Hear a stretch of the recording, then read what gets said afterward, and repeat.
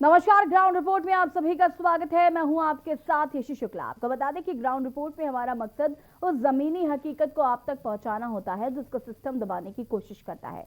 और आज हम उस हकीकत के साथ ग्राउंड रिपोर्ट में दो जगह आगरा और शामली की तस्वीरें आपको दिखाने जा रहे हैं।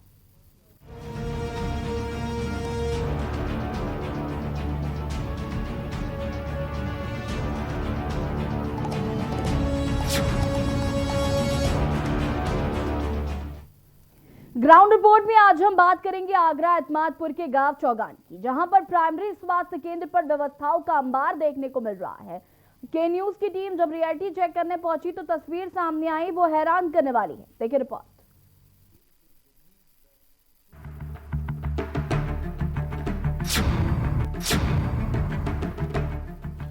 आगरा के जिला मुख्यालय से 22 किलोमीटर दूर एतमादपुर के गांव चौगान में बने प्राइमरी स्वास्थ्य केंद्र पर अव्यवस्थाओं का अंबार देखने को मिल रहा है। या महीनों स्वास्थ्य कर्मचारी नहीं आते हैं। वहीं गांव के लोगों का कहना था कि अगर गांव के किसी व्यक्ति को कुछ बीमारी हो जाए तो उसे एतमादपुर सीएससी केंद्र ले जाना पड़ता है या फिर आगरा जिला अस्पताल ले जाने को मजबूर होना पड़ता है। स्वास्थ्य कर्मचारी नहीं है तो यहाँ पर आना चाहिए। ये सरकार ने पैसा लगाया है तो किस लिए लगाया है?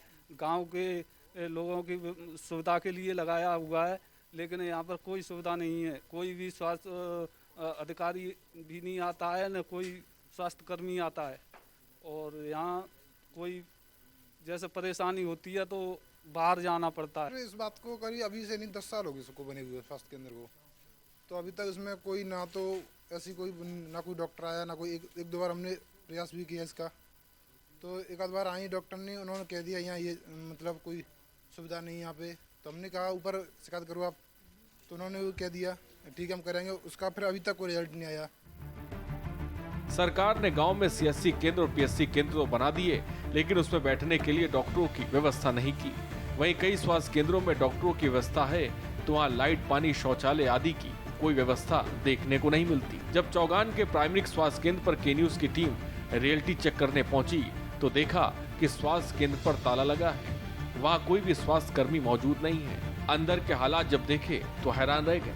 यहाँ महीनों से डॉक्टर नहीं आए क्योंकि स्वास्थ्य केंद्र पर गंदगी का अंबार लगा है। बैठने की कोई व्यवस्था नहीं है, लाइट नहीं है, पानी की कोई व्यवस्था नहीं है, शौचालय टूटे पड़े हैं, न पंखे हैं और ये तमाम चीजें कोई देखने वाला नहीं है। इस तरीके की व्यवस्थाओं के चलते यहाँ डॉक्टर कैसे आए, ये अपने आप में बड़ा सवाल है। लगातार के न्यूज जिस तरह से एक मुहिम चला रहा है कि जिसमें स्वास्थ्य केंद्रों की क्या हालत है, क्या व्यवस्था है, उसी का रियलिटी चेक लगातार उत्तर प्रदेश में किया जा रहा है। और आगरा के, इस समय हम खड़े हैं आगरा के चौगान गांव में, वहां दिखाना चाहेंगे कि ये देख सकते हैं कि ये पीएससी सेंटर है, प्राइमरी स्वास्थ्य केंद्र। लेकिन यहाँ की हालत की अगर हम बात करते हैं तो देख सकते हैं गेट यहाँ पर है। इस गेट को, यहाँ पर कोई भी कर्मचारी नहीं है। बड़ी बात यह है कि ये ताले गवाह हैं इस बात के कि जहां एक और गांव में सरकार द्वारा उनको आदेश दिया जाता है कि गांव के लोगों को सुविधाएं दी जाएं, अगर उनको कोई बीमारी होती है तो उनका इलाज किया जाए प्राइमरी लेवल पर। लेकिन ये ताले और ये गंदगी का अंबार देख सकते हैं कि यहाँ पर कोई भी ना तो सफाई कर्मी है, उसके बाद ना ही सफाई कर्मी के अलावा जो स्वास्थ्य कर्मचारी हैं वो यहाँ पर कोई भी नहीं है। ये जर्जर हालत है और इस हालत से पता चल सकता है कि ना यहाँ पर कोई टेबल है, लेकिन सरकार के पैसे का यहाँ प्रयोग किया गया है।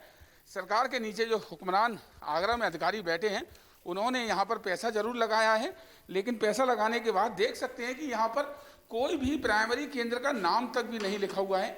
लेकिन बिल्डिंग बनी खड़ी हुई है, देख सकते हैं कि यहाँ पर बंदर किस तरह से हैं। और अंदाज़ा लगाया जा सकता है कि जब यहाँ पर इस तरह के हालात हैं, लोगों को तो इलाज नहीं मिल रहा, लेकिन यहाँ जानवर अपना जो बंदर हैं, देख सकते हैं इस तरह के जानवर यहाँ पर अपना आराम घर बना चुके हैं। तो एक बड़ी बात है कि जहाँ पर एक और दावे किए जाते हैं कि लगातार स्वास्थ्य केंद्र को बदहाल किया जाएगा, उनको आराम दिया जाएगा। टीकाकरण की बात कही गई तो बताया गया कि 5 साल से ये बना हुआ है, लगातार यहाँ ये बंद रहता है। टीकाकरण के समय यहाँ कुछ 2 से 3 दिन यहाँ लोग आए, लेकिन उसके बावजूद भी यहाँ पर कोई नहीं है। ग्रामीण यहाँ पर देख सकते हैं कि ग्रामीण हमारे साथ हैं, उनसे हम बात करना चाहेंगे कि यहाँ क्या हालत है और किस तरह के सुविधा है यहाँ पर। ये पीएससी है, यहाँ पर डॉक्टर नहीं आते हैं? ना आता। कब से डॉक्टर नहीं आ रहे हैं? पहले 2 दिन आया नहीं, बिना कबू आवत। कितने साल हो गए इस बिल्डिंग को बने हुए? 5 साल है कि यहाँ कोई टेबल कुर्सी वगैरह कुछ भी नहीं है? कुछ नहीं है। और वहीं और भी लोग हैं, उनसे बात करना चाहिए। विनोद जी, यहाँ पीएससी पर व्यवस्था की अगर बात करें तो ताले लगे हुए हैं, कोई भी कर्मचारी यहाँ मौजूद नहीं है, क्या कहना है आपका? सर कुछ नहीं आते हैं, कोई नहीं आते हैं, 5 साल हो गए सर, एक भी नहीं आया यहाँ पर, कोई कर्मचारी नहीं आता है देखने के लिए या क्या हो रहा है क्या नहीं हो रहा है सर। ना सफाई कुछ नहीं है साहब, यहाँ का तो प्रॉब्लम बहुत हालत ख़राब है सर। बड़ी बात यह है कि गांव के अगर किसी व्यक्ति को बीमारी अगर हो जाता है, उसे अचानक अगर दिन में कोई ज़रूरत पड़ती है, तो कैसे आप उस सुविधा को यहाँ पर मिल पाएगी, क्योंकि यहाँ तो कोई कर्मचारी नहीं है। तो क्या कहना चाहेंगे सरकार से, जो ऐसे स्वास्थ्यकर्मी यहाँ पर तैनात किए गए हैं जो आते ही नहीं हैं? अब यहाँ पर ये स्वास्थ्य केंद्र बना है तो यहाँ पर व्यवस्था होनी चाहिए, और यहाँ जब कोई बीमार पड़ जाते हैं तो वहाँ एतमादपुर स्वास्थ्य केंद्र पर लेकर जाते हैं, या वहाँ पर रेफर कर दिए जाते हैं लेडी लाइन के लिए। और अगर यहाँ पे बना है तो यहीं पर हमारे लिए व्यवस्था होनी चाहिए। ये आलम है आगरा का। आगरा की अगर हम बात करते हैं, ये आगरा की एक पीएससी नहीं, अगर बात करें तो तकरीबन 2 दर्जन से ज़्यादा ऐसे ही पीएससी और सीएससी के हालात हैं। लेकिन यहाँ जो सरकार के हुक्मरान जहाँ जो तैनात आगरा में किए गए हैं, बड़े प्रशासनिक अधिकारी और स्वास्थ्य अधिकारी, लेकिन यहाँ पर जो पलीता लगाते हुए सरकार की योजना को नज़र आ रहे हैं। बड़ा सवाल है कि क्या इस तरह से गाँव के लोगों को इलाज मिल पाएगा, उनकी परेशानी का समाधान हो पाएगा? आखिर ऐसे लोगों पर कार्रवाई होनी चाहिए कि सरकार की योजना का पैसा तो लगाया गया, बिल्डिंग तो बनाई गई, लेकिन यहाँ पर बैठने के लिए कोई कर्मचारी मौजूद ही नहीं है, और कागजों में सभी कर्मचारी डेली मौजूद रहते हैं। अजेंद्र चौहान, के न्यूज़, आगरा। ये तस्वीर आपने देखी आगरा के एतमादपुर के चौगान गांव की, जहां पर 5 साल से ये पीएससी बना हुआ है, लेकिन यहां पर ना डॉक्टर्स हैं और अब तो ग्रामीण भी यहां पर आना छोड़ चुके हैं। अब बात करेंगे शामली की। कोरोना महामारी में जहां अनेक परिवारों ने अपनों को खो दिया, वहीं कोरोना प्रकोप से हंसते खेलते परिवार उजड़ गए। ऐसा एक परिवार शामली के झंझाना कस्बे के मोहल्ला से सैदमी निवासी सोनू सैनी का भी है, जिसके परिवार को कोरोना ने अपनी बुरी नजर से बर्बाद कर दिया। देखिए रिपोर्ट।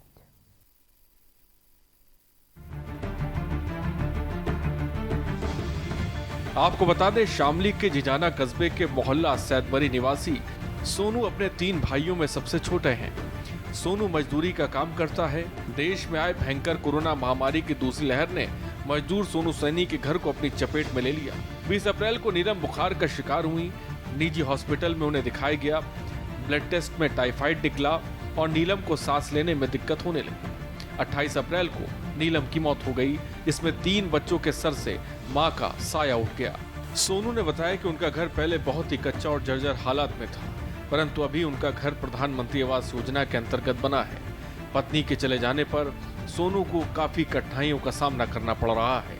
सोनू ने सरकार से बच्चों की परवरिश के लिए सहयोग की मांग की है। मुझे बुखार आया था जी उनको, तो बुखार आने पर हमने डॉक्टर को दिखाई। डॉक्टर को दिखाने के बाद उसने जवाब दे दिया कि इसको सांस में प्रॉब्लम थी, सांस में प्रॉब्लम हो गई थी इनको। फिर हम अस्पताल में ले गए, अस्पताल में भी कोई ट्रीटमेंट नहीं मिला उनको, इस वजह से उनकी डेथ हो गई थी। कोरोना से क्या लग रहा है, कैसे कितने भाई हुआ?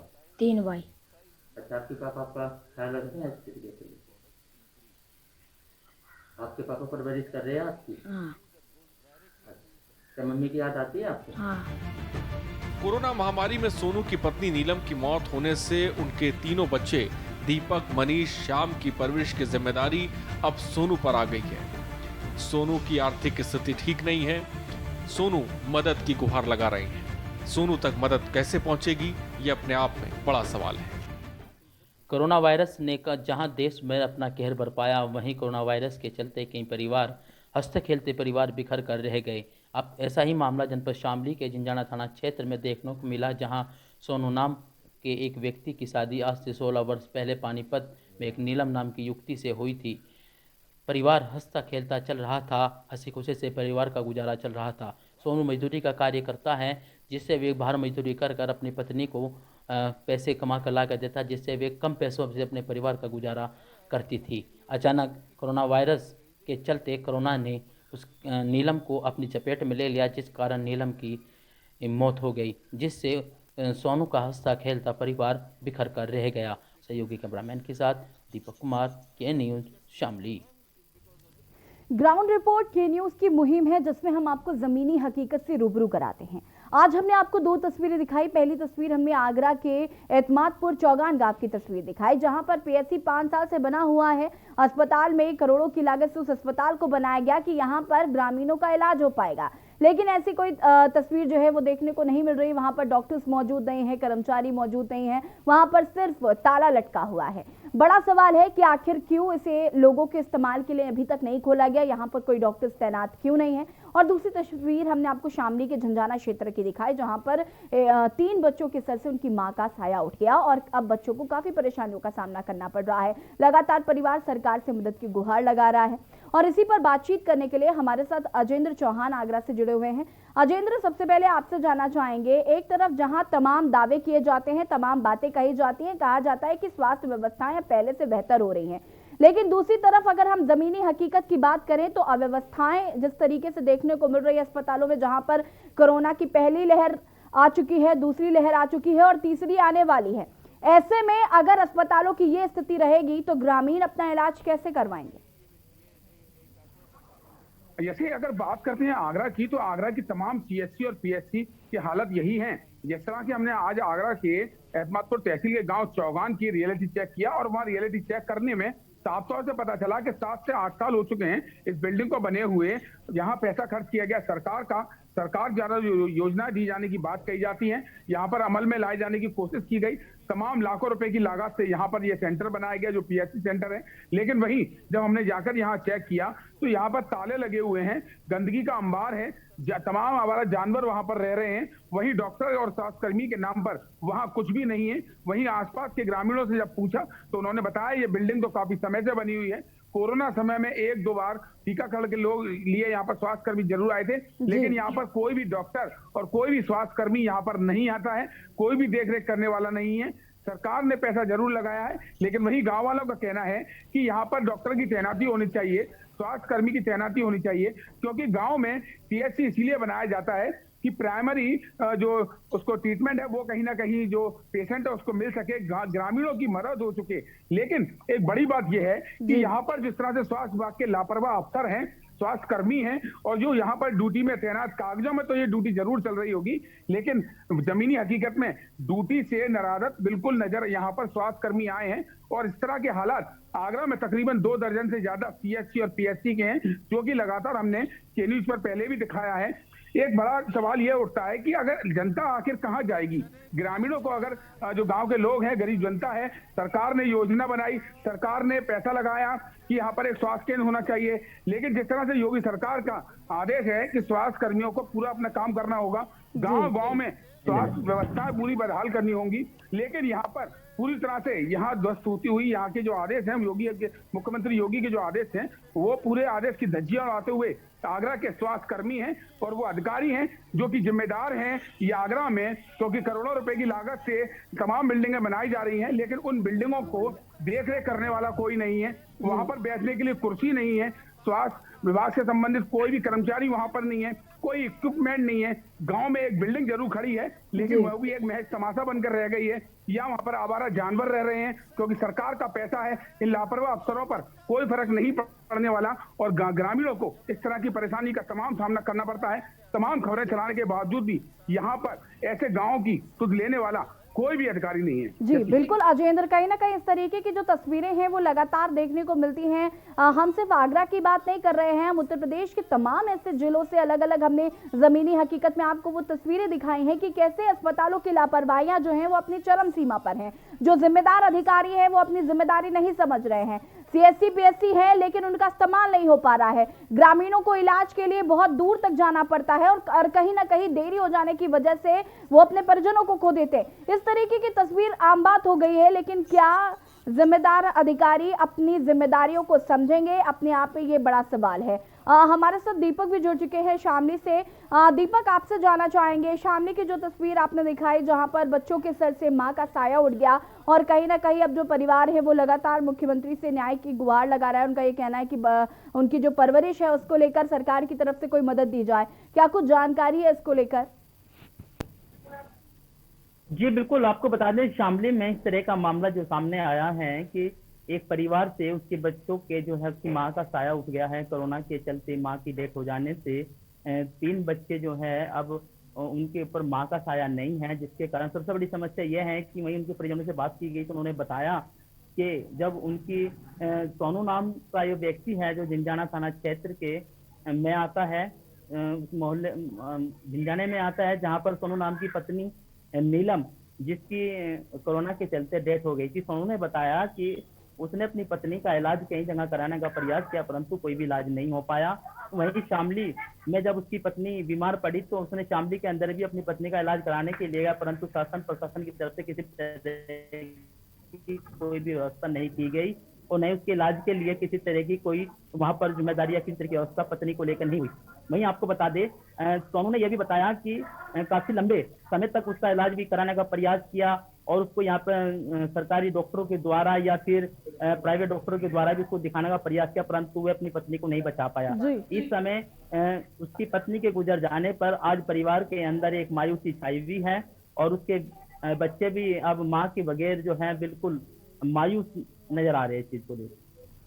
दीपक, आपने जिम्मेदार अधिकारियों से बातचीत करने की कोशिश की है, उनका क्या कुछ कहना है इस संदर्भ में कि क्या परिवार को किसी तरीके की कोई सरकारी जो मदद है जो मुख्यमंत्री द्वारा दी जा रही है कि जो बच्चे हैं उनकी परवरिश का खर्चा जो है वो सरकार उठाएगी, ऐसे में किसी क्यों नहीं मदद अभी तक पहुंच पा रही है उन बच्चों तक?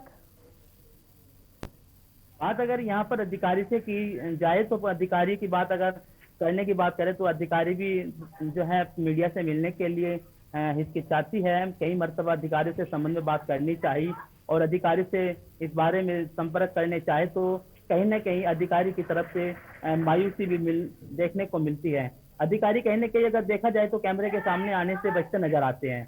वहीं अगर ये एक अकेला मामला नहीं है, शामली के अंदर ऐसे कई मामले सामने हैं। आपको बता दें कि न्यूज की जो टीम है वो ग्राउंड रिपोर्ट दिखा रही है जिसको लेके रिपोर्ट के माध्यम से आपको इस तरीके के ऐसे कितने मामले सामने में देखने को मिल जाएंगे जो कोरोना के चलते उनके परिवार के अंदर कुछ जिम्मेदार व्यक्तियों की डेथ हो चुकी है पर उनका इलाज किसी तरह का नहीं हुआ है और वे आज भी शासन प्रशासन की तरफ नजर गड़ाए हुए हैं और वे इसी आस में है कि कहीं ना कहीं सरकार द्वारा या प्रशासन द्वारा उनकी हेल्प की जाए या उनका सहयोग किया जाए।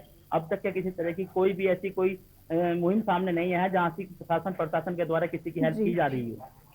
बिल्कुल, कहीं ना कहीं दीपक ये बात बिल्कुल सही है कि जिस तरीके से हम जमीनी हकीकत देख रहे हैं शायद ये हकीकत जो है वो अधिकारियों को नहीं दिखाई दे रही है या फिर वो दिखाना भी नहीं चाहते हैं क्योंकि कहीं ना कहीं मुख्यमंत्री से उनको फटकार लगे, इन सब बातों का भी उनके अंदर डर है। लेकिन कहीं ना कहीं अपनी जिम्मेदारी जो है वो जरूर अधिकारियों को समझनी चाहिए लेकिन ऐसा नहीं हो पा रहा है। अजेंद्र हमारे साथ लगातार जुड़े हुए। अजेंद्र, मैं आपसे ये बात जानना चाहूंगी कि जिस चौगान अस्पताल की आप ये तस्वीरें दिखा रहे हैं क्या वहां पर कोई और भी अस्पताल है? और देखिए जिस तरह से जो आज हमने तस्वीर दिखाई है वो आगरा के एतमादपुर तहसील के गांव चौगान का ये पूरा नजारा था जहां पर व्यवस्थाओं का पूरा भंडार हो रखा था। अगर बात करते हैं पास की तो इस गांव के अलावा अगर हम देखते हैं तो जो एक सीएससी सेंटर है जो कि आगरा के एतमादपुर तहसील के पास स्थित है, तो यहाँ से चौगान गांव से और एतमादपुर तक सेंटर तक जाने में तकरीबन 7 से 8 किलोमीटर की दूरी है। ग्रामीणों का लगातार इसी बात का कहना था कि अगर यहाँ पर हमें कोई दिक्कत होती है तो या तो हमें एतमादपुर जाना पड़ता है या आगरा के जिला अस्पताल जाना पड़ता है या रास्ते में जो प्राइवेट हॉस्पिटल पड़ते हैं उनमें जाने को मजबूर होते हैं। गरीब व्यक्ति हैं तमाम गाँव में। और एक बड़ी बात यह है कि सरकार लगातार योगी सरकार की अगर हम बात कर लेते हैं तो सरकार में मुख्यमंत्री ने साफ आदेश दे रखा है कि ग्रामीण और जो किसान हैं उनको स्वास्थ्य की सेवाएं पूरी दी जाएं, वहां पर कोई लापरवाही ना बरती जाए। यहाँ पर सरकार का पैसा भी लगाया गया, बिल्डिंग बनाई गई, लेकिन बड़ी बात यह है कि यहाँ पर एक लापरवाही जो देखने के लिए मिल रही है, यहाँ पर उन स्वास्थ्य कर्मियों की लापरवाही है, स्वास्थ्य विभाग के तमाम जो अधिकारी हैं उनकी लापरवाही है। प्रशासनिक अधिकारी अमला यहाँ आगरा में बैठा है, जोन कार्यालय यहाँ पर है, तमाम अफसर यहाँ बैठते हैं, मुख्यमंत्री का आगमन यहाँ पर रहता है, डिप्टी सीएम की अगर बात कर लेते हैं वो भी आने जाना रहता है, लेकिन उसके बावजूद भी यहाँ पर ये लापरवाही लगातार देखने के लिए मिल रही है। और जैसे ये एक अस्पताल की एक प्राइमरी हॉस्पिटल की बात नहीं है, पीएचसी की एक बात नहीं है, यहाँ देखा जाए तो ऐसे तमाम सीएचसी और पीएचसी हैं जहां पर इस तरह की लापरवाही देखी जाती है। तमाम हमने तस्वीरें दिखाई हैं, या कहीं पर नर्स नहीं है, कहीं डॉक्टर नहीं है, या कुर्सी खाली पड़ी है। लेकिन आज जो हमने यहाँ ग्राउंड जीरो की रिपोर्ट में जो नजारा के न्यूज के दर्शकों को दिखाया है उसमें साफ तौर से यहाँ पर चौगान गांव में एक पीएचसी सेंटर बनाया गया, लेकिन वो महज एक कागजों में बनकर रह गया। बिल्डिंग तो खड़ी हुई है, लेकिन वहां पर स्वास्थ्य विभाग के नाम का कोई भी व्यक्ति नहीं है। स्वास्थ्य सेवाओं के नाम बिल्कुल अजेंद्र, कहीं ना कहीं ये तस्वीर जो है ये डरा देने वाली भी है, क्योंकि एक तरफ जहां डेल्टा प्लस वेरिएंट ने दस्तक दे दी है, ऐसे में अगर अस्पतालों में डॉक्टर्स नहीं होंगे, सिर्फ बिल्डिंग खड़ी रहेगी, तो कैसे इलाज हो पाएगा। और दूसरी लहर में हमने देखा कि कैसे कोरोना का प्रकोप जो है वो लोगों पर रहा, और तीसरी लहर में कोई गलती की गुंजाइश नहीं है। फिलहाल यहाँ पर वक्त हो गया एक छोटे से ब्रेक का, जॉल हाजिर होता है।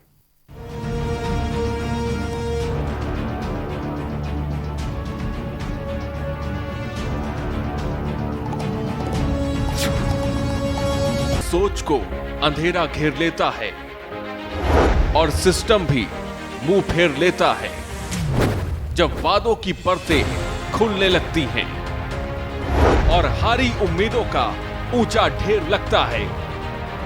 जब सड़क पर एड़ी की रगड़ देखकर अब तक जो भी हुआ सब बेअसर लगता है, तब चिंतन से डगर होगी आसान, मंथन से निकलेगा समाधान।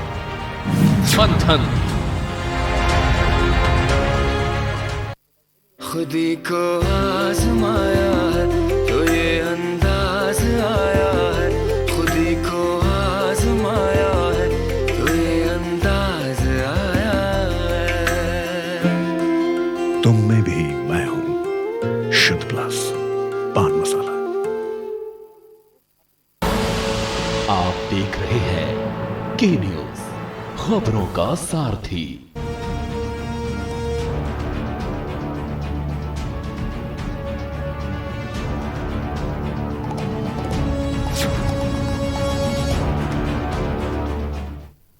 ब्रेक के बाद एक बार फिर से आप सभी का स्वागत है और ग्राउंड रिपोर्ट में आज हम बात कर रहे हैं आगरा के एतमादपुर के चौगान गांव की और साथ ही साथ शामली के झंझाना क्षेत्र की, जहां पर आगरा में जो हमने आपको तस्वीरें दिखाई जहां पर अस्पताल तो हैं लेकिन वहां पर डॉक्टर्स नहीं हैं, और शामली में ऐसे बच्चों को चिन्हित नहीं किया गया है जिन्हें सरकार की मदद की जरूरत है। तो आखिर ये बच्चे कहां जाएंगे, किसके सहारे रहेंगे? और जब सरकार लगातार ये बात कह रही है कि ऐसे बच्चों को चिन्हित किया जाए, उनको सरकारी मदद दिलाई जाए, तो आखिर ये जिम्मेदार अधिकारी अपनी जिम्मेदारी क्यों नहीं समझ रहे? और इस पर बातचीत करने के लिए हमारे साथ अजेंद्र लगातार जुड़े हुए हैं आगरा से, और शामली से दीपक कुमार भी जुड़े हुए हैं।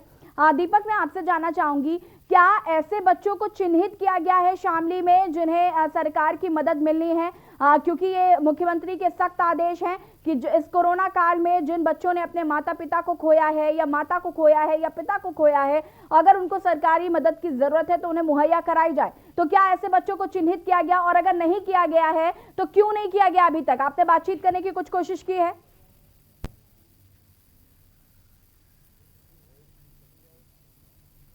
जी बिल्कुल, द्वारा ये आदेश किया गया है कि जिन बच्चों ने कोरोना काल के चलते अपने माता पिता को खोया है उनको चिन्हित किया जाए, उनको सरकार के द्वारा हेल्प की जाए, उनकी सहायता की जाए।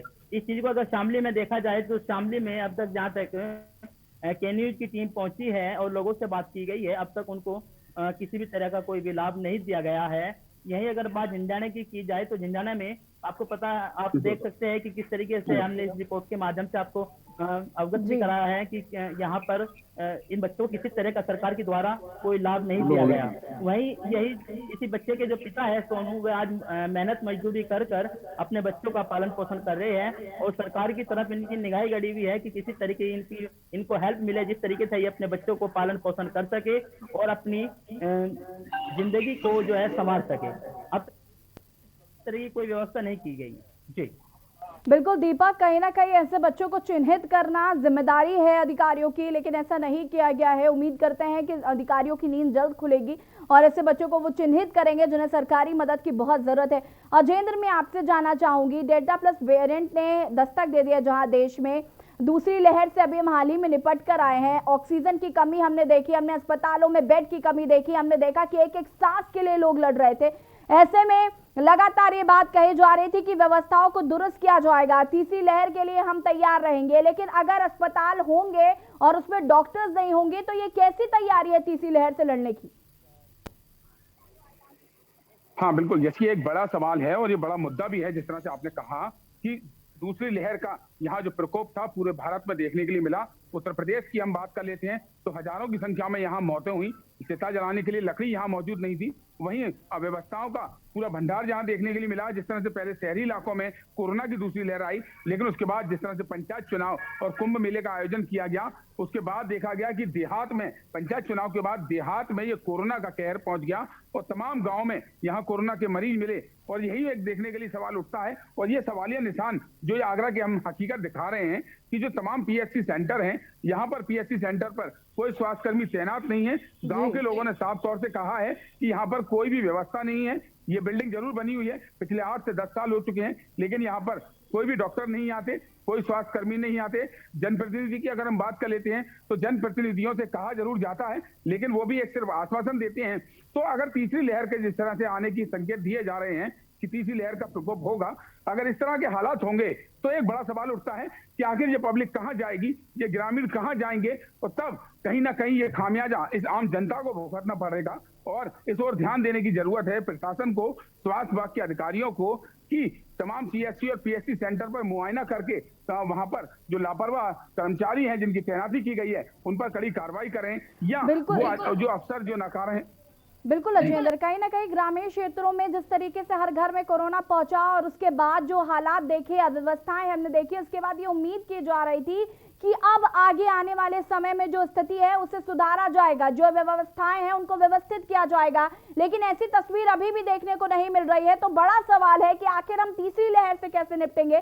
फिलहाल आप दोनों का बहुत बहुत शुक्रिया तमाम जानकारी देने के लिए। और ग्राउंड रिपोर्ट में लगातार आपको जमीनी हकीकत दिखा रहे हैं कि न्यूज की ये मुहिम है। हम आपको ये बता रहे हैं कि भले ही सरकारी दावे कुछ भी कह रहे हो, लेकिन जमीनी हकीकत काफी अलग है।